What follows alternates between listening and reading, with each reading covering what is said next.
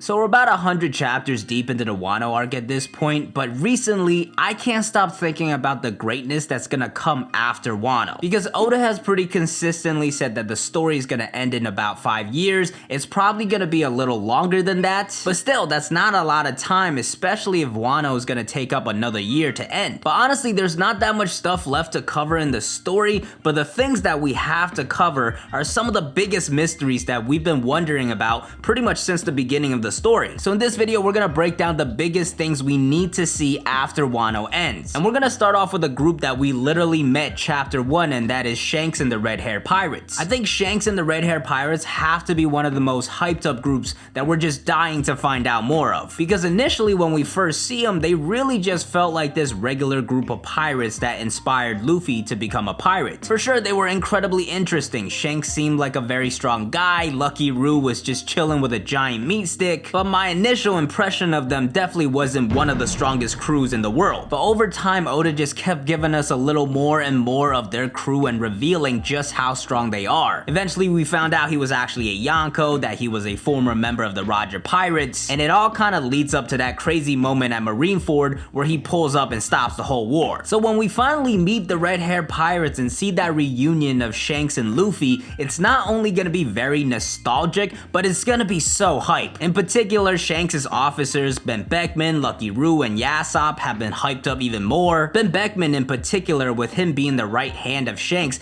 a lot of people have him very high in terms of strength. Shanks' crew is also very unique as well because they're not that big of a crew, so they all have to be kinda individually strong. Also, I'm just very excited to see some top tier fighters that actually just use guns. But beyond that, story-wise, it's gonna be very impactful as well. Of course, chapter 1, the promise of Luffy returning the hat to Shanks, that's been something that we've been waiting for over 1,000 chapters at this point. I fully expect both of them to kind of duke it out to see where their levels are, and it's gonna be very hype and nostalgic as well. Literally, the last time they met, Luffy was just a little kid that just ate the Gomu Gomu fruit. And by the time they finally meet, maybe Luffy has even awakened it. So that interaction alone is gonna be fantastic. I really want to see just how strong the Red Hair Pirates are. Personally, I've always loved the idea of a Davy Bag fight, seeing how the Straw Hats stack up against the Red Hair Pirates in general will be great. And of course, another element that can't be overlooked is Usopp's reunion with Yasopp. Not only would a battle between them be great, but I feel like that reunion is gonna be kinda deep and layered as well. Now, even beyond that, there's still a lot about Shanks' character that I'm dying to find out more of. Because at some point, it feels like he gave up on finding the One Piece, a dream that he had before. Him and Buggy missed out on the chance of going to Laugh Tale, but Shanks said to Buggy, hey, don't worry, eventually we'll make it there on our own. But now it kinda looks like he gave up on that dream and passed it on to Luffy, and instead he's playing a much bigger role as like the mediator of the world. Of course, first trying to prevent Ace from going after Blackbeard, and then eventually just stopping the Marineford War. Even recently, he went to the Gorosei to talk about a certain pirate, which probably has something to do with Blackbeard. So beyond the nostalgic reunion and the hyped up reveal of how strong Shanks is, the information about what his true goal is gonna play a big role in the story. He's also been pretty consistently tied to Blackbeard. They have a history as well. He did get that eye scar from him before, so those two might duke it out eventually. Popular theory is that Blackbeard will end up killing Shanks, prompting Luffy to go after Blackbeard. Personally, I actually feel like that's a little cliche, and Luffy doesn't really need any extra motivation to go after Blackbeard. I also don't think Shanks is gonna go after Blackbeard off screen, or at least I almost hope that he doesn't, because those kind of fights always get off screen and we don't see the action there. So I think if Shanks and the Red Hair Pirates go after Blackbeard, it will be teaming up with the Straw Hats, which I don't really like either because I want to see the Straw Hats just go 1v1 against the Blackbeard Pirates. So honestly, I do think Shanks has a bigger role in the story, maybe something to do with the world government later on, but I do fully expect Shanks and Luffy to reunite before all that happens and them to really have a clash to show how strong the Red Hair Pirates are. But moving on from that, a location we have to go to that is actually very closely tied to Shanks is Elbaf. Now, because of the timeline of Oda saying there's only going to be 5 years left, a lot of people have been saying Elbaf is actually not going to happen. And I personally strongly disagree with that because we've been building up hype for Elbaf for very, very long. Pretty much besides Fishman Island, it was one of the earliest islands that was foreshadowed in the story. Now, Fishman Island was a little disappointing overall, so Elbaf might not hit completely, but at the very least, we are definitely gonna go to Elbaf. Of course, Usopp has a very strong connection addition to Elbaf as well, so I'm fully expecting him to get a lot of shine and development in that arc. But even beyond that, there's a lot of lore tied to it as well with the ancient giant race and ores. During the Big Mom flashback, we got a little more info as well with Prince Loki, and the fact that the prince is named Loki feels a little ominous because Loki is not a good person. I could definitely see a lot of conflicts arising when the Straw Hats finally go to Elbaf. And of course, the story of One Piece is all about exploration and adventure and design of new locations. I'm sure Oda's gonna have a lot of fun with Elbaf. But beyond Elbaf, there's a villain I am so excited to see back in action, and that is Blackbeard. To me personally, Blackbeard is Luffy's biggest rival to becoming the Pirate King. Like, if you look at the worst generation, Eustace Kid had a higher bounty than Luffy for a while, but since then he's kind of plummeted. Blackbeard, on the other hand, is the only person that's really been ahead of Luffy this whole time. He's had this meticulous plan that he's followed, which allowed him to get a strong crew, get Whitebeard's fruit, and now even become a Yonko. Honestly, up until recently, he was well ahead of Luffy in the race. But post Wano, Luffy's gonna gain a lot of ground. He's already kind of considered a Yonko, but after Wano, I feel like he'll have the respect of the other Yonko as well. Honestly, even right now, if we're talking about becoming Pirate King, Luffy's kind of ahead because he has 2 road poneglyphs already. But Blackbeard is definitely not gonna fall far behind. Obviously, he's going after something right now. It could be an ancient weapon, could be a road poneglyph. But when these 2 crews finally clash, I really think it's gonna be pretty much the winner becomes the Pirate King. There's a lot of build up to this fight as well, because if you think about it, Blackbeard would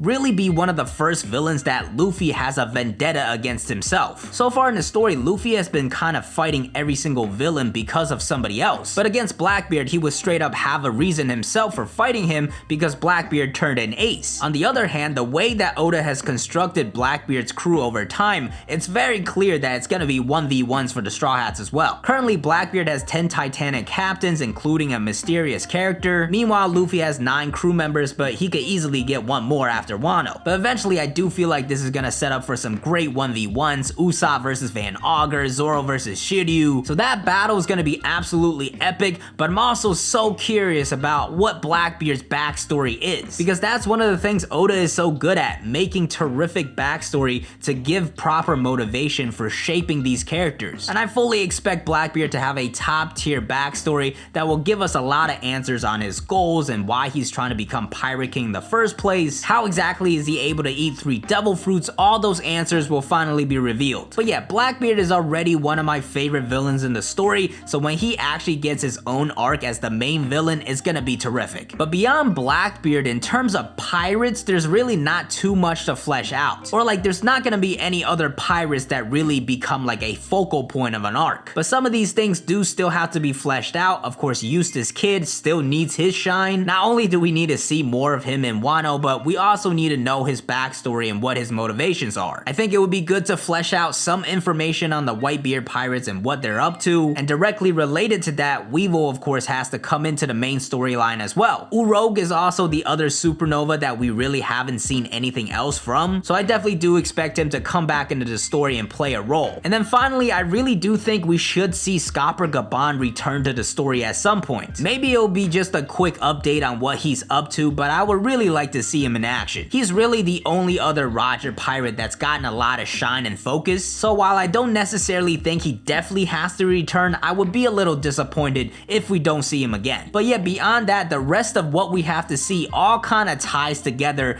in this final reveal about the One Piece and the world government and the true history. Of course, we're gonna find all that out once Luffy reaches Laugh Tale and becomes the Pirate King. By then, we should find out everything about the Void Century and the ancient weapons and the true history of the world. And in my personal headcanon, that should push us towards this final war against the world government. And of course, the main person that's gonna be involved in this would be Dragon. Dragon, another person we're dying to find out more of. Who is Luffy's mom? What is his backstory? And just how strong is he? I feel like because of how low-key Dragon has been in the story, we kind of overlook just how strong he could be. Like, this is the father of the future Pirate King and the son of the Marine that went against the former Pirate King. Also, he's the most wanted man in the world. I really do think Dragon is gonna be dumb strong. But honestly, beyond that, I'm really excited to find out how he ended up starting the revolutionaries, what his relationship with Garp is. There's a lot there to explore, and honestly, with this war against the world government, there's just gonna be so much information revealed. Every time I think about it, I just get so hyped. Like, first first off, the Marines are obviously going to be involved, so we should get Luffy versus Akainu round 2, and maybe Sabo eventually takes that battle over. Of course, involving the Marines, Sword is going to be involved as well, and we'll find out about that. By then, we should know who Green Bull is and what his powers are.